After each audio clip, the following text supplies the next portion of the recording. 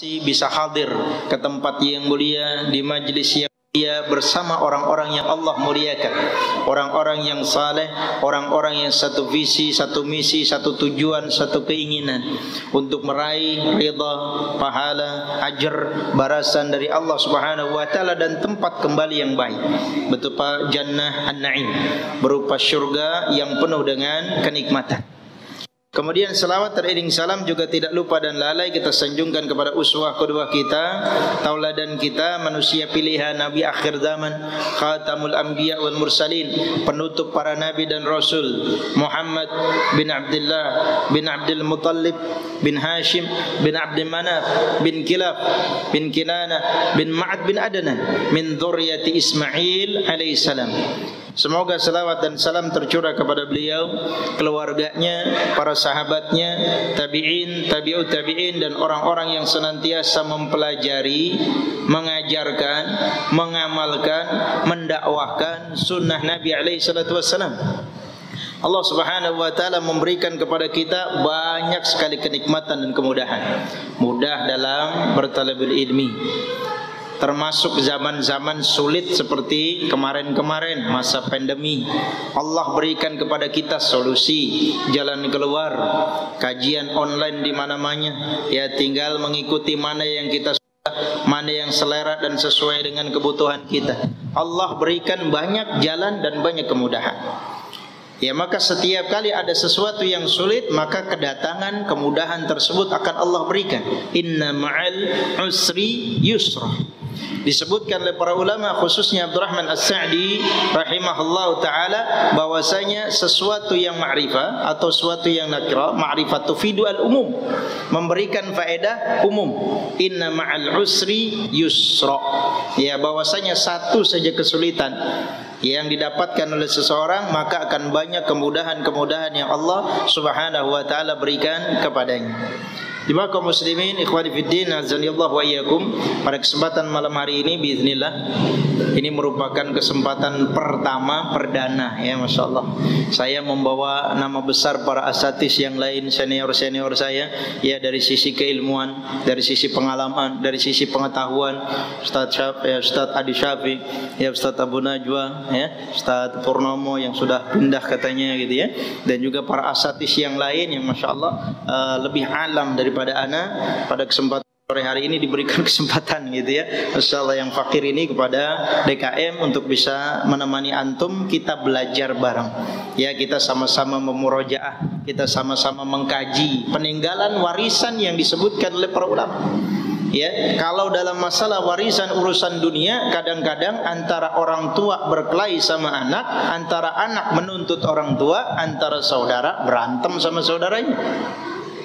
Akan tetapi dalam urusan warisan yang Rasulullah SAW sampaikan, bahwasanya para anbiya wal mursalin lam yuwarithu dinaran wala dirhaman, mereka tidak meninggalkan dinar dan juga dirham, akan tetapi mereka meninggalkan para ulama sebagai warisan daripada mereka. Acap kali jarang bagi kita yang ingin memperebutkannya.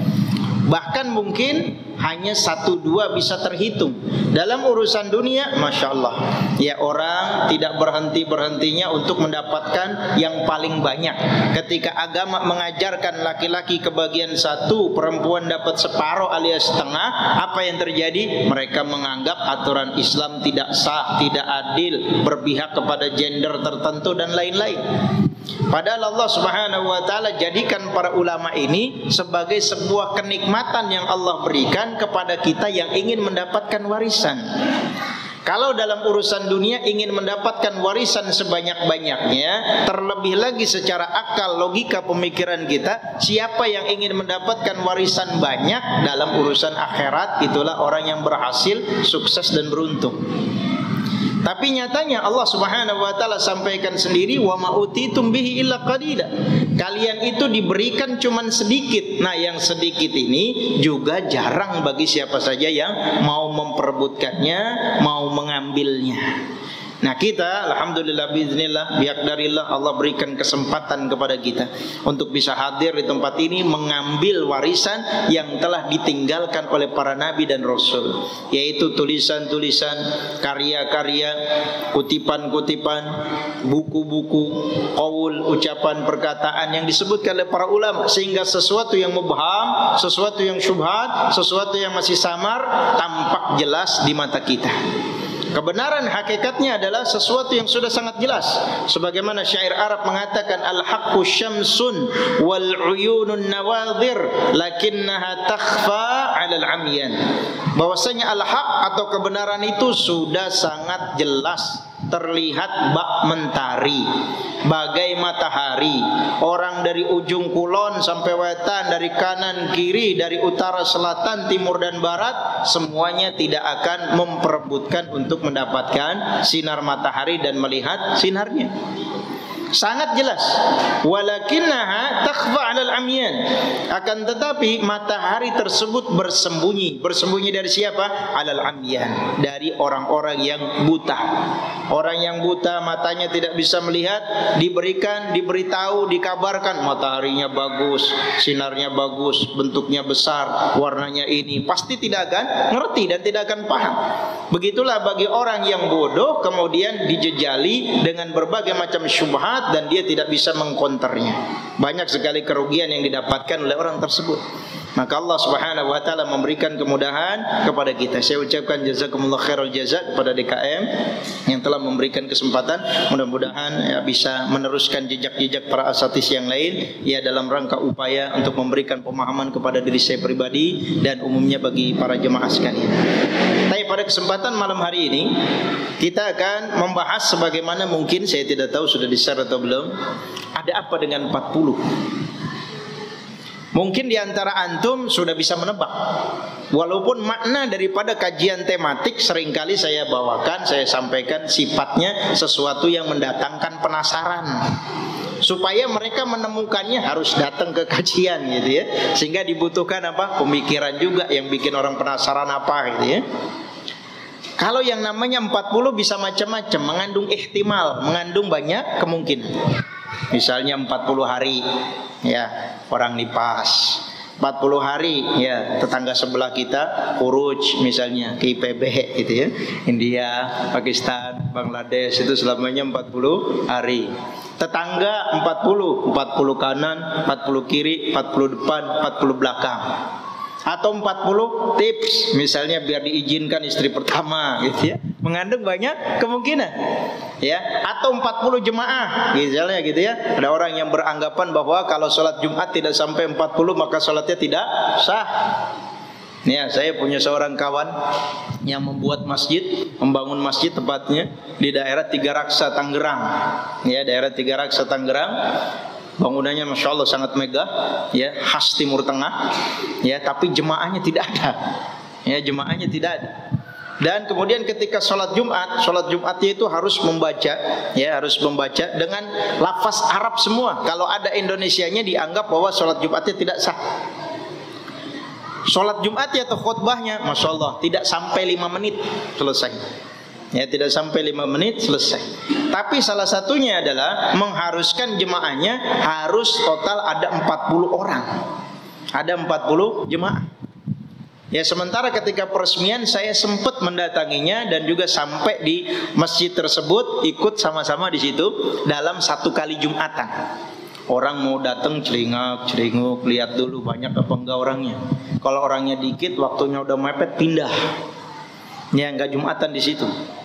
Ya, mereka pindah ke tempat lain. Sehingga akhirnya selama beberapa Jumat itu yang khutbah, yang kemudian adzan, yang sholat hanya marbotnya saja. Dan ada beberapa keluarganya si marbot. Dan juga ada beberapa yang memang ditugaskan oleh beliau, karena saya bilang harus ada imamnya. Imamnya didatangkan di situ dan beliau yang bertanggung jawab semuanya.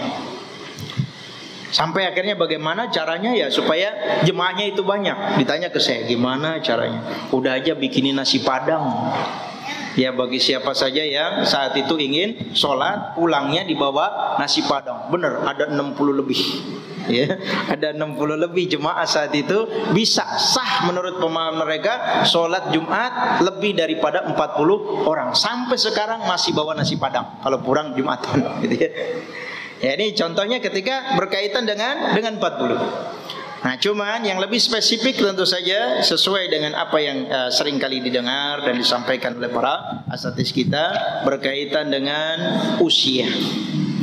Ketika seseorang menjelang, sedang atau telah meninggalkan usia 40. Saya yakin kebanyakan yang ada di sini ya ini usianya 18 plus semua.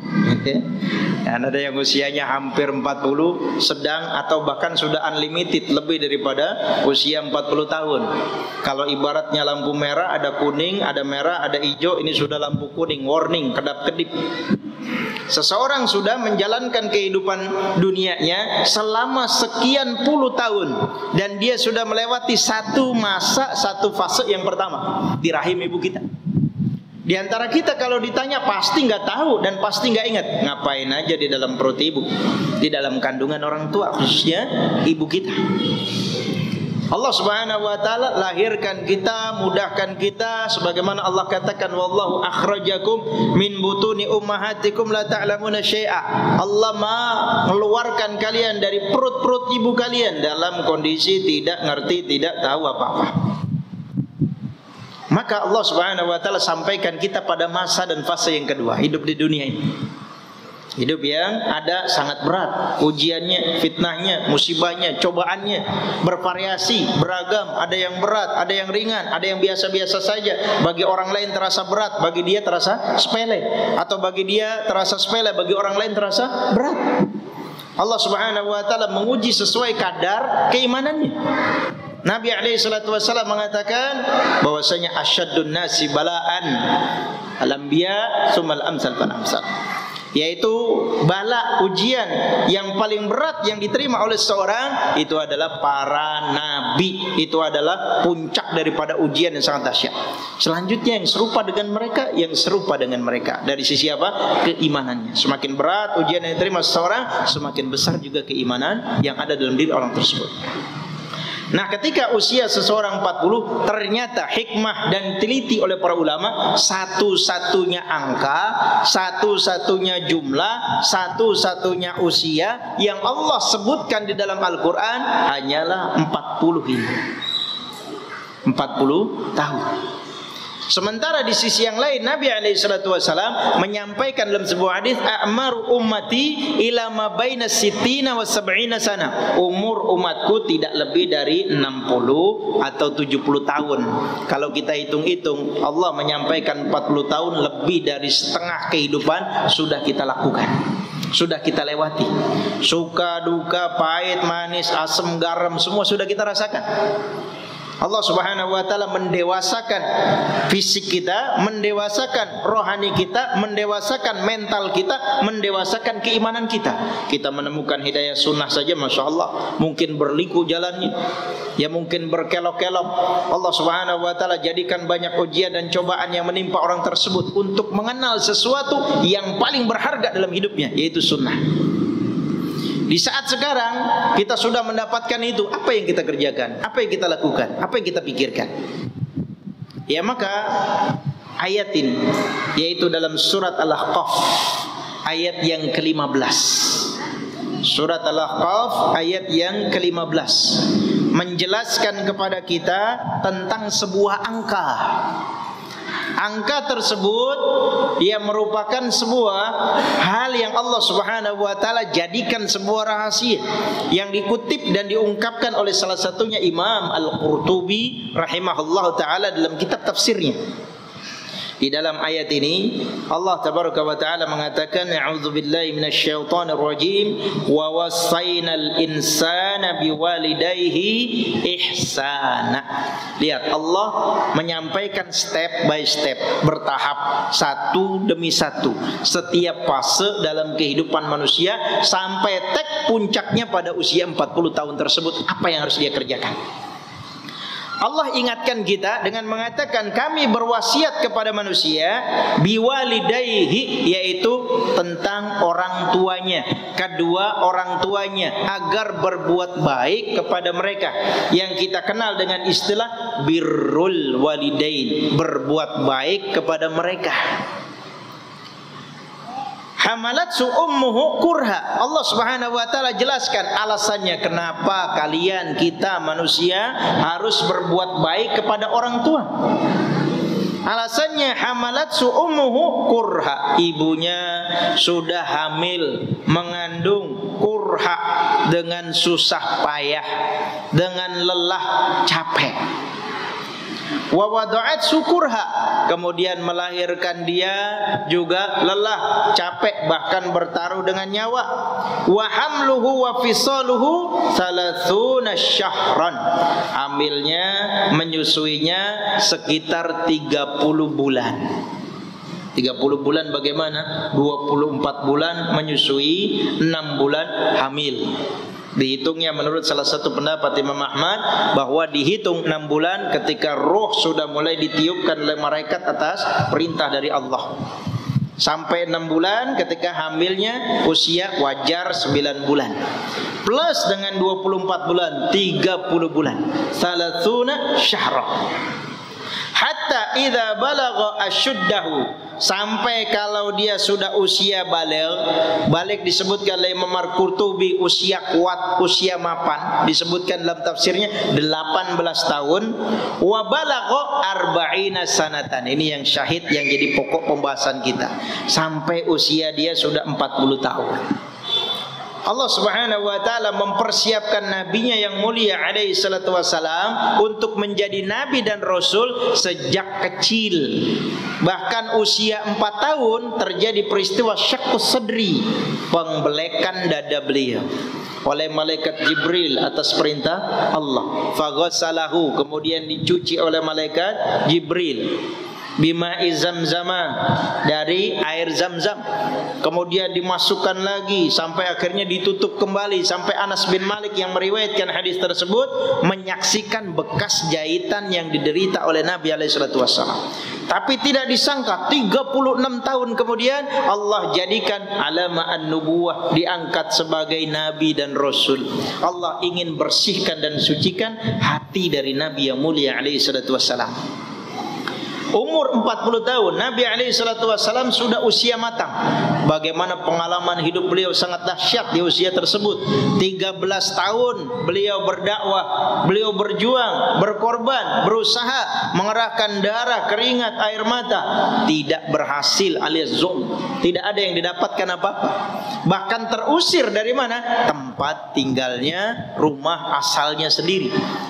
Tapi membangun kekuatan di Madinah selama 10 tahun, balik lagi ke tempatnya, terjadi peristiwa Fathu Makkah tanpa adanya pertumpahan darah. Allah Subhanahu wa taala mendewasakan keimanan Nabi alaihi wasallam dan para sahabatnya.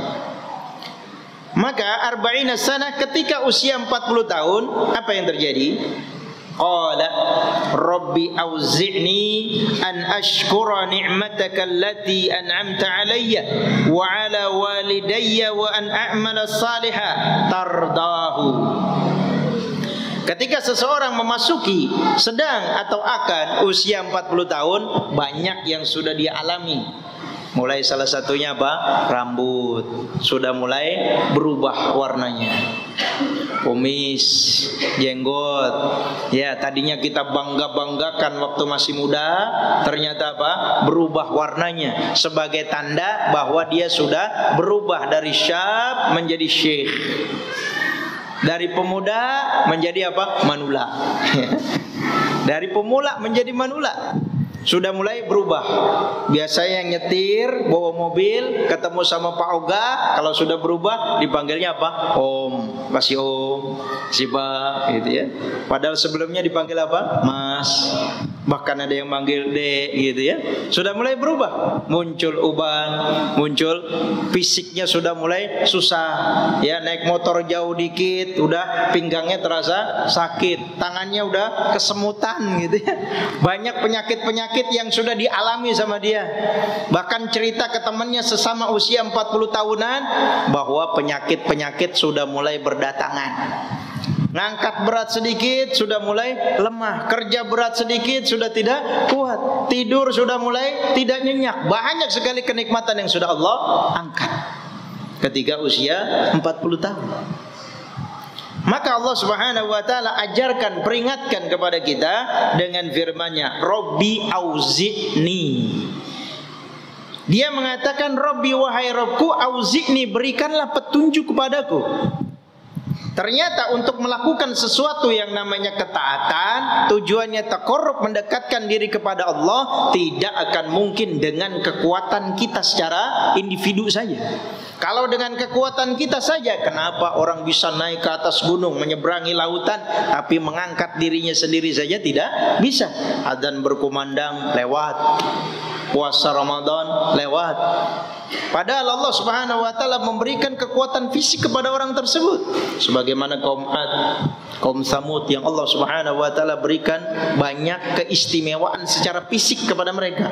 Toh Allah hancurkan juga dengan mengatakan auzi'ni, ya Allah berikanlah aku petunjuk untuk apa? An ashkura ni'mataka allati an'amta alayya.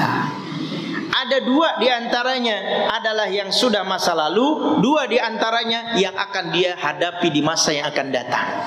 Kita di sini walaupun ada yang usianya bervariasi, mungkin ada yang belum sampai 40, jangan menganggap oh ini taklimnya, muhadharahnya atau kajiannya bukan buat saya. Kalau Allah berikan usia yang panjang sampai akan usia 40 tahun. Ketika sampai di usia tersebut, sebelum sampai kita tahu dulu ilmunya, Allah Subhanahu wa taala sampaikan supaya auzi'ni an ashkura ni'mataka, supaya aku bisa bersyukur terhadap nikmat yang telah engkau berikan. Bersyukur saja bukan hanya sekedar alhamdulillah selesai beres sudah.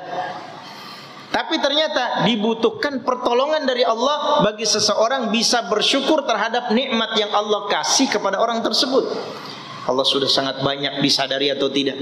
Sekarang kenikmatan sehat yang dulu banyak dilupakan, sekarang sangat dijaga-jaga dan sangat dinikmati dan sangat dipelihara oleh orang yang diberikan kesehatan oleh Allah. Di tengah, kanan, kiri, depan, belakang, tetangga kita pada tumbang. Allah Subhanahu wa taala jadikan kesehatan sebagai sesuatu yang sangat berharga di masa kini. Dan terkadang ini sulit bagi kita untuk bisa mensyukurinya ketika banyak di kalangan kita yang diberikan kesehatan oleh Allah. Maka bersyukur membutuhkan petunjuk, bimbingan, arahan dari Allah. Ni'mataka an'amta alayya, yang telah engkau berikan nikmat tersebut kepadaku. Ya, sebagaimana Nabi SAW pernah ditanya oleh seorang laki-laki dari Ansar. Ja'a rajulun minal ansar, datang seorang laki-laki dari Ansar. Wa huwa mahzunan, dalam kondisi mahzun, yaitu dalam kondisi resah, gelisah, sedih, ketakutan, cemas. Kemudian Nabi SAW mengatakan, ma'araka mahzunan, saya melihat kamu itu sedih, kenapa? Jawaban dia klise. Di saat sekarang saya ingin bertemu dengan Anda mudah, gampang aksesnya. Tinggal datang ke rumah Anda, ketemu, selesai. Tinggal datang ke majelis, bertemu dengan Anda menyampaikan sabda, dan juga kami mendengarkan nasihat Anda. Hilang rasa rindu kami kepada engkau. Tapi nanti ketika engkau sudah tidak ada, bagaimana nasib kami? Engkau jelas Allah jamin surganya, dosa-dosanya sudah diampuni, dan juga perbuatannya di masa yang akan datang sudah Allah ampuni dan dibimbing, diarahkan oleh Allah. Tapi bagi kami tidak ada jaminan surga kecuali yang Nabi SAW sudah sampaikan dalam hadis-hadis khusus berkaitan dengan orang-orang khusus. Tapi bagi orang yang menanya ini, mengatakan secara klise kepada Nabi SAW dan sesuai dengan logikanya, maka Nabi pun tidak bisa menjawab. Maka fa'atahu Jibril, malaikat Jibril alaihissalam pun datang dengan membawa sebuah wahyu. Siapa yang taat kepada Allah dan Rasulnya, maka dia akan bersama orang-orang yang telah Allah Subhanahu wa taala berikan nikmat kepadanya. May yuti'illah wa rasulahu fa ulaika ma'al ladzina an'ama Allahu 'alaihim minan nabiyyin was-siddiqin wasyuhada'i was-shalihin. 4 orang kriteria yang Allah sebutkan di situ. Para nabi, kita nggak mungkin jadi nabi. Kalau ada sekarang yang mengaku sebagai nabi, ya berarti apa? Menyimpang sejauh-jauhnya, sesat dan menyesatkan. Para syuhada, walaupun syuhada bukan hanya bergelar orang yang mujahid di medan perang, orang yang menuntut ilmu, meninggal dalam kondisi dia menuntut ilmu pun mendapatkan gelar syuhada atau syahid. Kan tapi tingkatannya berbeda-beda. Masih ada kemungkinan bagi kita, dan kita berharap agar Allah Subhanahu wa taala mematikan kita dalam kondisi yang demikian. 3 orang yang siddiqin, yaitu orang-orang yang jujur. Yang pertama kali mengajarkan kejujuran kepada kita selain Rasul alaihi salatu wasallam adalah sahabatnya yang mulia Abu Bakar As-Siddiq. Bahkan disebutkan dalam salah satu penafsiran, As-Siddiq Allah Subhanahu wa taala yang menyematkan khusus untuk Abu Bakar ketika peristiwa Isra wal Mi'raj. Dan as-salihin, inilah yang paling relevan dan juga yang paling bisa terrealisasi, terwujudkan untuk kita. Berusaha menjadi orang yang soleh dan berusaha menjadi orang yang muslih. Apa bedanya antara saleh dengan muslih? Soleh buat dirinya sendiri, muslih mensolehkan orang lain. Kerja keras DKM, Nurul Jannah, panitia kajian, para asatis, kameramen, ya semua yang berkecimpung dalam panitia-panitia pengadaan apa? Dakwah sosial dan lain sebagainya. Mereka berharap ingin menjadi manusia-manusia dan orang-orang yang saleh dan juga bisa mensolehkan orang lain. Betapa bahagianya, senangnya ketika kita punya kenalan, punya saudara, punya kerabat, tiba-tiba kita ajak datang duduk di kajian bersama dengan kita. Kemudian bahkan lebih soleh daripada kita. Jangan kita berkecil hati, justru bergembira. Kenapa? Karena dia telah mendapatkan hidayah melalui perantara kita. Kalau dia lebih soleh daripada kita, dia lebih alim daripada kita, kita pun akan mendapatkan pahalanya. Jangan khawatir. Allah Subhanahu wa taala berikan nikmat kepada mereka. Jadi kalau ditanya nikmatnya seperti apa, para ulama mengatakan, khususnya para ulama tafsir, ketika menafsirkan ayat dalam surat Al-Fatihah yang sehari minimal 17 kali kita baca, siapa orang-orang yang telah Allah berikan nikmat? Yaitu di antara 1 daripada 4 kriteria tadi. Para nabi, para syuhada, ya, orang-orang yang siddiq, orang-orang yang jujur, dan juga orang-orang yang saleh. Otomatis banyak di antara kesulitan, musibah, cobaan yang kita derita selama kurang dari 40 tahun, 40 tahun atau lebih daripada 40 tahun. Tapi kalau kita disuruh buka-bukaan, transparan, lebih banyak nikmat atau lebih banyak kesulitan yang Allah berikan kepada kita, jujur, pasti kita menjawab, Allah lebih banyak memberikan karunia, anugerah, kenikmatan dibandingkan kesulitan. Inilah yang disebutkan oleh Imam Hasan Al-Basri rahimahullah. Di antara sifat dasar manusia apa? Allazi ta'udu al-masaib wa yansa ni'amar rabbi. Ngitung-ngitung ya segala yang telah Allah berikan berupa cobaan, ujian yang tidak mengenakan dan menyengsarakan, tapi melupakan apa yang telah Allah berikan kepadanya berupa kenikmatan. Padahal kenikmatan jauh lebih banyak. Maka Hasan Al-Basri dalam qaul yang lain beliau mengatakan, ya bani Adam, innama anta ayyamun, kullama dhahaba yaumun dhahaba ba'duk. Wahai ibnu Adam, anak Adam, engkau itu tidak lebih dari hitungan hari-hari. Tatkala 1 hari saja sudah lewat dalam kehidupan kita, arti sebagian dari hidup kita itu sudah lewat, tidak akan bisa diulang. Saya datang tadi sebelum maghrib, ya, ingin kembali lagi seperti tadi, tidak akan mungkin, mustahil. Kita sekarang sudah ada jam 7 kurang 15 menit, ingin kembali kepada setengah 7 atau jam 6, tidak akan mungkin. Semuanya sudah lewat. Ketika yang sudah lewat berarti siap dipertanggungjawabkan. Apa yang kita kerjakan, kita ucapkan, kita lakukan, semuanya akan dimintai pertanggungjawaban oleh Allah Subhanahu wa taala, termasuk kenikmatan yang Allah berikan. Sehingga kita kenal dalam sebuah hadis, kaki daripada manusia tidak akan beranjak dari tempat dia berdiri sebelum dia ditanya tentang beberapa hal. Dari mana dia dapat, untuk apa? Ya, dari mana dia dapatkan harta kenikmatan, dipergunakan untuk apa? Persis sebagaimana ada seorang auditor yang datang ke perusahaan atau kepada bos atau atasan. Rasanya apa? Meredok, grogi, nervous dan lain-lain. Bahkan seringkali apa? Memanipulasi data, mengurang-urangi data, membuat-buat data dan lain-lain.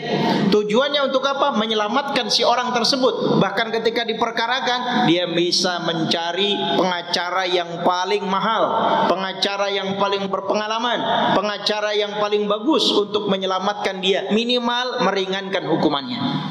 Tapi di hadapan Allah Azza wa Jalla tidak akan bisa seperti itu, kecuali amal teman-teman yang soleh, warisan anak-anak yang soleh, ilmu yang bermanfaat dan lain-lain yang bisa menolong seseorang ketika dia sudah tidak ada alias meninggal. Wa ala walidayya, dan juga bersyukur kepada kedua orang tua. Tadi bersyukur kepada nikmat yang Allah berikan, sekarang ternyata juga harus bersyukur kepada orang tua. Allah jelaskan dalam surat Luqman bagaimana seseorang bersyukur kepada orang tua di masa kita, di masa sekarang. Banyak orang yang katanya pun sudah ngaji, sudah kenal dakwah sunnah, perbuatannya, tindakannya terhadap orang tuanya masih harus dikritisi. Kesabarannya, keikhlasannya ketika mengurus orang tuanya, khususnya di saat mereka sudah tua, renta, jompo dan seterusnya. Allah uji kita dengan keberadaan mereka. Sebagaimana yang kita dengar qaul daripada Ibnu Umar radhiyallahu ta'ala anhu.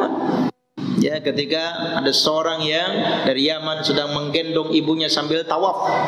Ya, kemudian dia mengatakan kepada Ibnu Umar bahwasanya ini saya sudah cukup untuk mengganti apa yang dilakukan oleh ibu saya kepada saya dengan apa yang saya lakukan sekarang. La, kata beliau, tidak.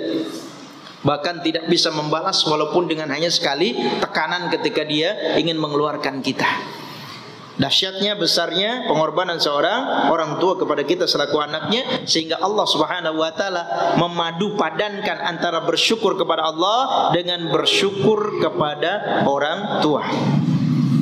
Wa an a'mala salihah. Nah, ini kemudian di masa yang akan datang. Ya, dia bersyukur kepada Allah dan juga bersyukur kepada orang tua di masa-masa yang sudah dia lewati dari kehidupan dia di masa lalu. Kemudian setelah itu nextnya dia akan menghadapi permasalahan-permasalahan lain dan juga hari-hari berikutnya, hari-hari yang bisa jadi lebih sulit atau lebih mudah, tergantung sesuai dengan skenario yang sudah Allah buat dan sesuai dengan apa yang telah Allah tetapkan. Wa an a'mala salihan, yaitu supaya berikan petunjuk kepadaku supaya aku bisa beramal soleh. Tardohu, lihat di sini penekanannya, bukan hanya sekedar amal soleh, tapi amal soleh yang Allah ridhoi. Amal itu, amal soleh yang Allah ridhoi tidak akan jauh daripada apa yang telah Allah perintahkan dan Rasulullah ajarkan.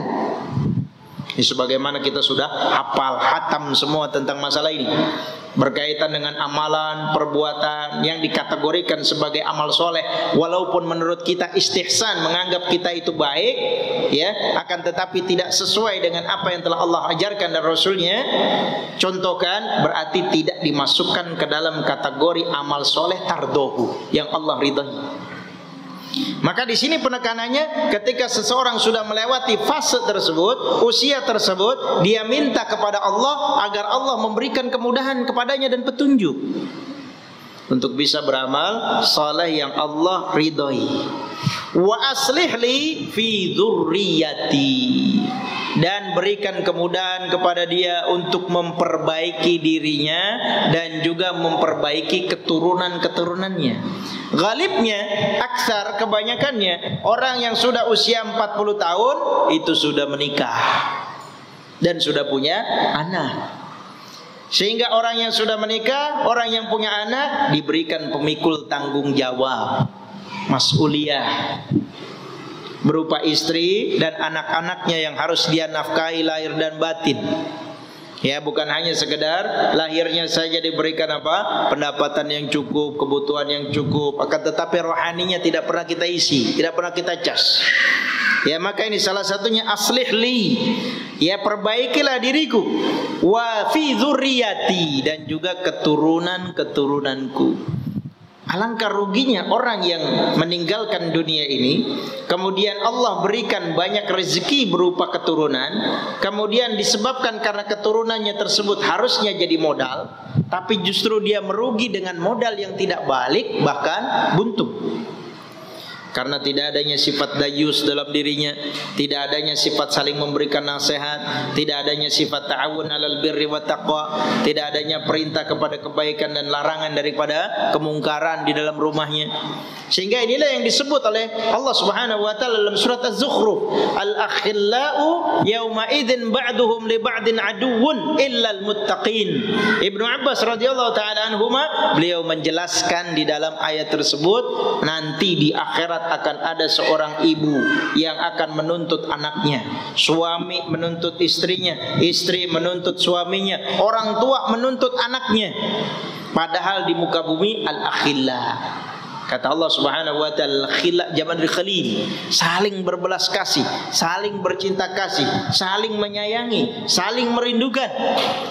Ba'duhum li ba'din aduun, pada yauma idzin, yaitu pada hari akhirat kelak, mereka satu dengan yang lainnya akan bermusuhan, saling menyalah. Ini gara-gara ayah, ini gara-gara abi, ini gara-gara umi, ini gara-gara kamu.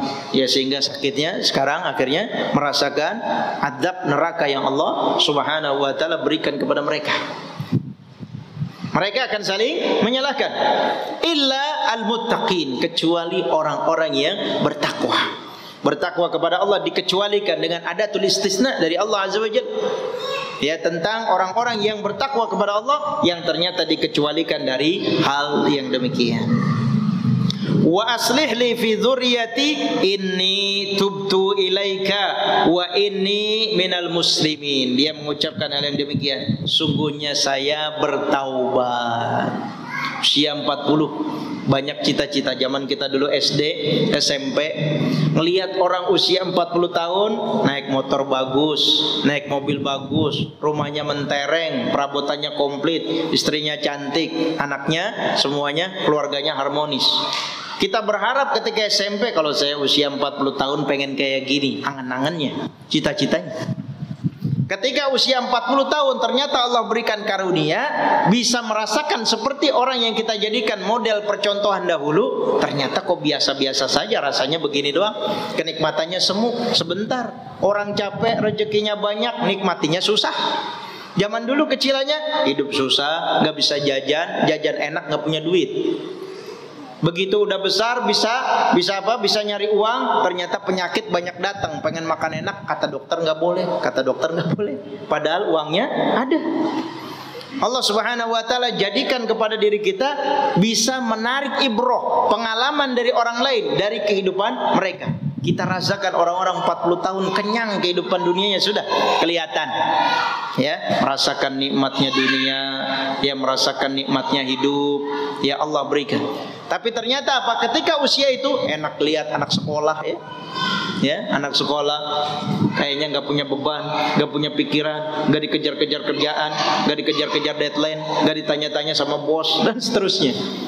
Ya, inilah sifat manusia yang Allah Subhanahu wa taala sampaikan ketika usia 40 tahun, dia mengatakan inni tubtu ilaika, sesungguhnya aku bertaubat kepada engkau. Kapan lagi? Di mana lagi? Ketika Allah Subhanahu wa taala sudah sampaikan kepada kita, ketika ajal sudah datang, ya tidak, wa ma tadri nafsun bi ayyi ardin tamut wa ma tadri nafsun madza taksibu gada. Setiap jiwa tidak akan tahu apa yang akan dia kerjakan besok. Wa ma tadri nafsun bi ayyi ardin tamut. Dia tidak akan tahu di negeri mana dia akan meninggal.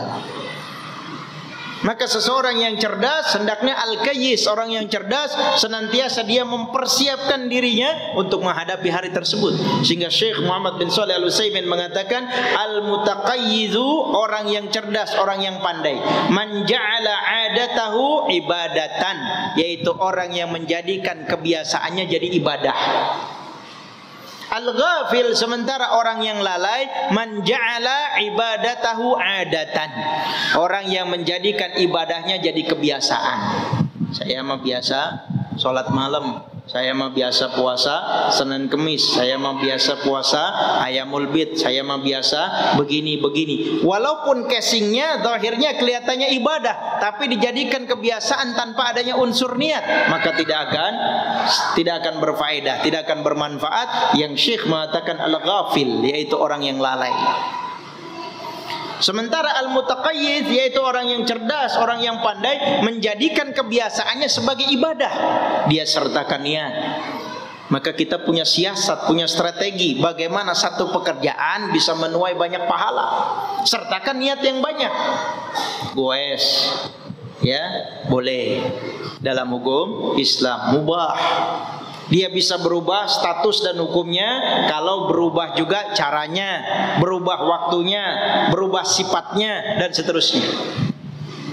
Dan itu bisa menjadi pahala lebih. Dia niatkan untuk menguatkan badan, kesehatan, ketemu meningkatkan apa? Ukhuwah al-islamiyah dan ukhuwah imaniyah dalam apa yang menjadi rutinitas sehari-harinya, setiap pekan dan seterusnya. Bisa bernilai ibadah di sisi Allah Subhanahu wa taala kalau dia menjadikan adatnya, kebiasaannya sebagai ibadah. Inilah orang yang disebut sebagai al-mutaqayyid, yaitu orang yang cerdas dan pandai. Bukan hanya sekedar orang yang duduk di majelis ta'lim, sholat, dia anggap itu sebagai sebuah ibadah saja. Tapi kalau itu dia anggap sebagai sebuah kebiasaan, maka akan menjadi sia-sia dan terhitung orang yang ghafil. Maka ketika usia orang sudah 40 tahun dengan mengatakan inni tubtu ilaika, yaitu saya bertaubat kepada Allah, kembali persiapan yang lebih kuat, melakukan perjalanan yang sangat panjang, rihlatul khulud, rihlah yang abadi. Sebutkan bahwasanya salah satu di antara tanda ketakwaan al-isti'dadu liyaumir rahim, yaitu persiapan untuk menghadapi hari yang panjang, hari perjalanan seseorang ketika dia akan menghadap Allah Azza wa Jalla. Sudah Isya? Diam bro. Ya? 10 menit lagi. Baik. Allah Subhanahu wa taala menjelaskan kepada kita di dalam ayat ini, surat Al-Ahqaf ini, sekaligus merupakan warning bagi kita semua. Ya, ketika seseorang sudah ada di fase tersebut, maka introspeksi, maka mulai akan muncul pertanyaan-pertanyaan besar yang terkadang hinggap di dalam diri seseorang. Apa yang sudah Anda perbuat? Apa yang belum Anda perbuat? Apa yang sudah Anda kerjakan untuk orang tua Anda? Apa yang sudah Anda kerjakan untuk Rob Anda? Apa yang sudah Anda kerjakan terhadap dosa-dosa yang sudah Anda lakukan? Apa saja terhadap rencana-rencana akhirat yang belum Anda tunaikan? Dan seluruhnya akan muncul pertanyaan-pertanyaan tersebut dalam diri seseorang. Ketika mencapai usia 40 tahun, dia semakin cerdas, semakin berpikir dengan pengalaman-pengalaman yang sudah dia lewati dan sudah dia lalui. Betapa banyak teman-teman sebayanya di usia tersebut sudah memiliki gelar ALM alias almarhum meninggal rahimahullah.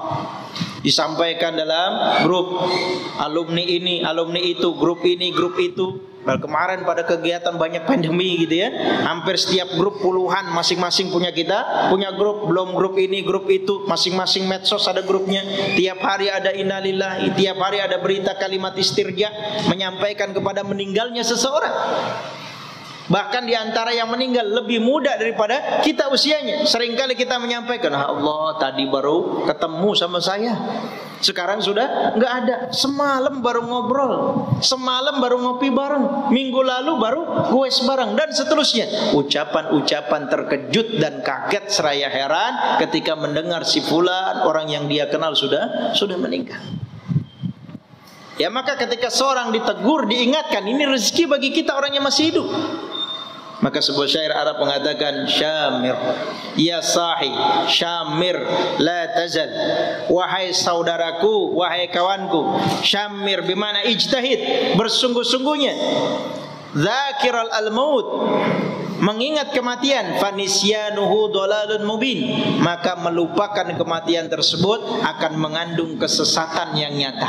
Orang datang ke kuburan, ketika datang, assalamualaikum ya ahlad diyar minal muslimina wal muslimat wa ana insyaallah lalahikun, kami insyaallah akan mengikuti kalian. Nah, ini yang kita ucapkan.